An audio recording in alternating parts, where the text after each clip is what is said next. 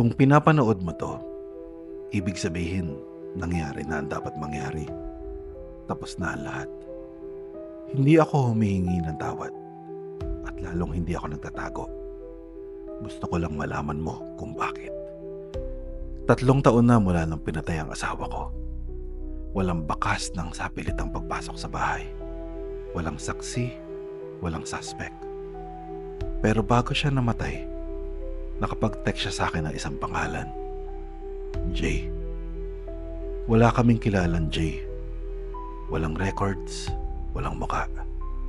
Kaya sabi ng pulis, maling lead. Sinara nila ang kaso. Pero ako, hindi. Habang buhay kong dala yung tanong, sino si Jay? At bakit siya ang pangalang iniwan ng asawa ko bago siya binawian ng buhay? Lumipas sa mga taon, bumagsak ang mga negosyo ko, naubos ang mga kaibigan. Hanggang dumating si Jessie, bagong kaibigan, mabait, masayang kasama. Tinulungan niya akong bumangon muli. Yung tipo na taong pagkakatiwalaan mo agad. At yun na nga nangyari. Halos araw-araw, magkasama kami. Sa bahay, sa trabaho, sa buhay. Hanggang isang gabi, may nabuksan ako lumang folder ng mga case files.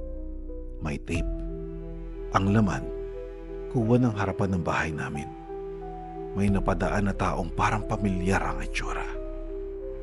Sa unang tingin, wala lang. Pero napatigil ako. Parehas ng lakad. Parehas ng peklat sa leeg.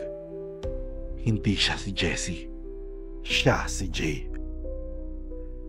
Yung lalaking tinagsakin ng asawa ko sa huling segundo ng buhay niya ay siya ring taong tumutulong sa akin makabangon.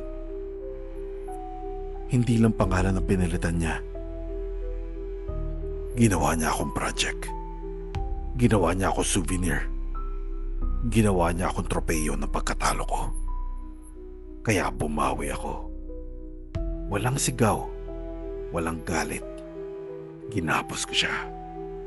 Pinaupo sa semento. At pinanood ko siyang unti-unting bawian ng buhay. Hindi ko siya pinatay dahil galit ako. Pinatay ko siya para sa asawa ko. Para sa hustisyang hindi niya nakamit. Para to sa lahat ng pinatay at binaliwala. Pantay na kami ngayon. Pinadala ko rin to video na to sa pamilya niya bago ako tuluyang sumama sa asawa ko.